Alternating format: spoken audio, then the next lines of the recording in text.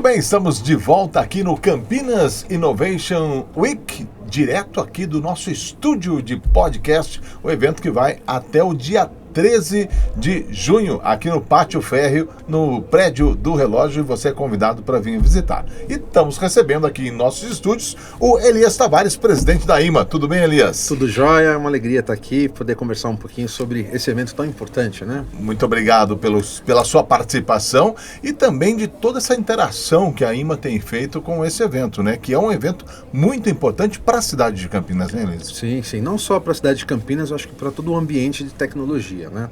E é muito importante para a gente, inclusive, como uma empresa pública, que não deixa de ser uma empresa, ter essa participação, ter essa conexão, essa troca de experiências, né? E a gente, desde a nossa chegada na IMA, a gente tem valorizado muito esse tipo de comunicação com o ambiente tecnológico, né? Então, nossa companhia hoje tem acordos de cooperação, por exemplo, com as maiores empresas de tecnologia do mundo, né? Google, Oracle, Amazon, Microsoft.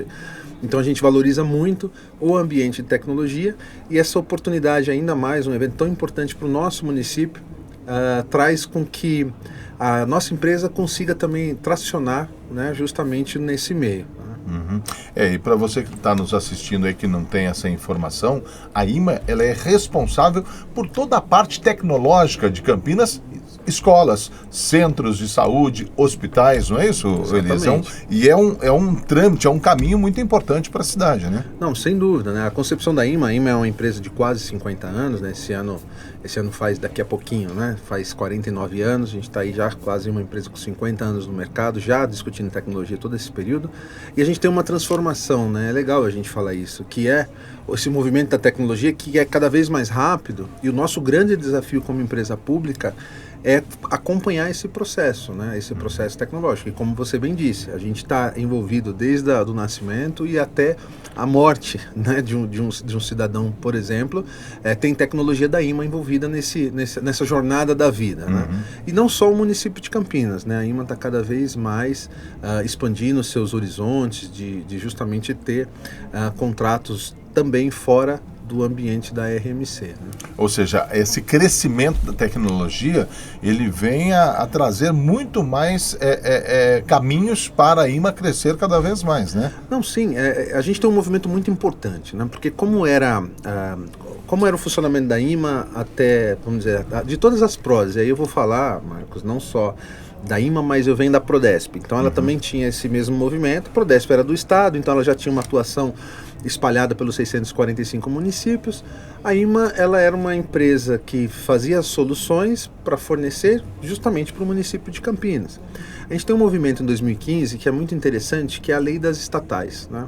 Então é feito a lei das estatais, onde fala, olha, as empresas de economia mista, que é o caso da IMA, a INDEC, a Sanasa, entre outras, né, pelo Brasil afora tem muitas, elas podem fazer vendas direto para o poder público, que é o nosso case, né? Então, a partir daí, abre-se a possibilidade de ampliar um pouco mais as fronteiras, né? De ampliar um pouco mais esse universo, de expandir a nossa tecnologia para fora. Campinas é uma cidade muito grande, mais de 1.300.000 habitantes, né? Então, não faz muito sentido cidades menores terem uma empresa como a IMA, né?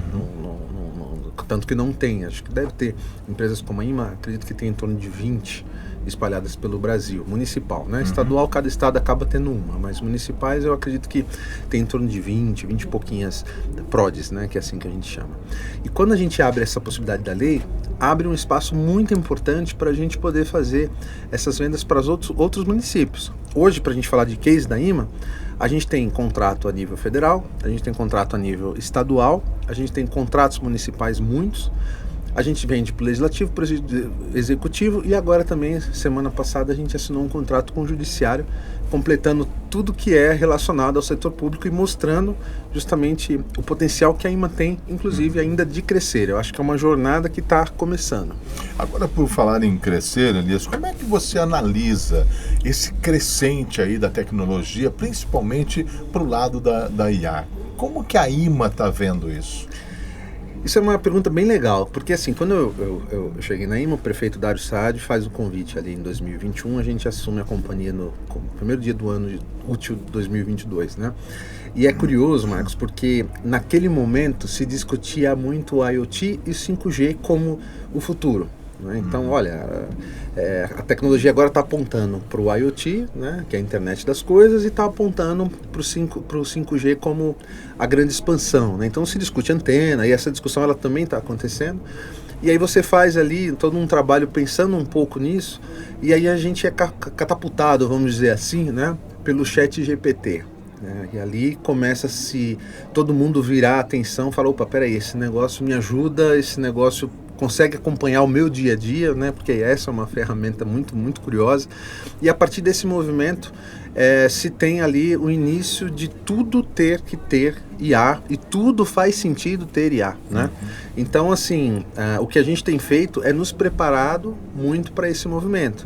E muitas coisas ela vem seguindo, acompanhando esse ritmo da IA, que é muito rápido, por isso que eu falei aqui um pouquinho antes, esse movimento da gente estar acompanhando a tecnologia. Né? Então hoje, por exemplo, na nossa empresa, a gente está aproximadamente com uns 4 acordos andando aqui somente sobre IA, né? Porque eu entendo que ela é muito importante para o crescimento tecnológico. Agora, olhando também como gestor público, né? A IA ela tem uma importância absoluta, isso é incontestável, mas o que me preocupa mais é a questão de legislação. Né? Acho que a gente precisa começar a pensar em legislação e principalmente um termo que eu tenho utilizado muito, que é a soberania nacional dos nossos dados, que cada vez esse dado vai ser muito mais valorizado. E muitos desses dados eles não estão aqui conosco. Eles estão aí em data centers, né? Eles estão em clouds que não são brasileiras. Né? Então, são coisas assim que a gente precisa acompanhar. Quer dizer, você tem uma evolução tecnológica que não tem como segurar, isso é fato. Né? Até lembro um pouquinho aqui em 2012, eu acho, né? Aquela briga na capital do Uber, né? Isso, que falaram, não, o Uber não vai entrar em São Paulo. Cara, não adianta, o Uber já entrou, né? Ele vai ficar e ele é uma ferramenta tecnológica. Não tem uma cerca, né, para você? Não tem.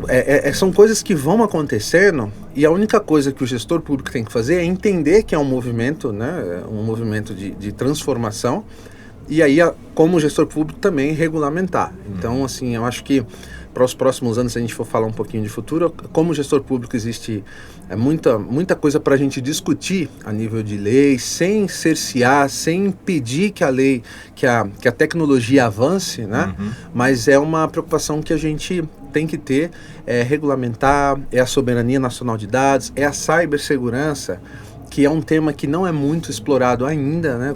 Já melhorou muito, nos últimos 2 anos melhorou muito a questão das fronteiras digitais aí de segurança, mas são temas que eu acho que vai puxar as pautas aí para os próximos anos. Esse crescimento de tecnologia, ele, como você disse, ele vem muito rápido, né? Eu lembro que ontem mesmo a gente falava do 5G, já estão trabalhando o 6G, e aí vai crescendo cada vez mais. E a IMA segue essa tocada, né, de acompanhar esse crescimento digital, porque ela necessita disso até mesmo por conta dos serviços que ela presta para o município, né? Não, exatamente. É como eu bem falei, a lei mesmo que abriu essa possibilidade, o que de mais interessante, né, eu entendo essa lei, ela traz a possibilidade de você estar antenado com o que há de melhor da tecnologia. Né? Então hoje o poder público, porque o que acontecia antes, né, Marco? Você tinha o poder público sempre atrasado, ou seja, você já se relacionava com o seu banco de forma tecnológica, através de bot, né? E a IMA, inclusive, é uma especialista hoje em bot público, né? Que é o WhatsApp. Então você já começava a se relacionar com o seu cartão, o seu provedor de internet, tudo isso você ia se relacionando já com uma tecnologia e o setor público ali atrás, né? Agora não. Agora o que tem de ponta, como é o caso da IA, que transformou inclusive o nosso bot, né? Está transformando o nosso bot, a gente está conseguindo acompanhar. Isso é muito benéfico para o poder público. Muito bem.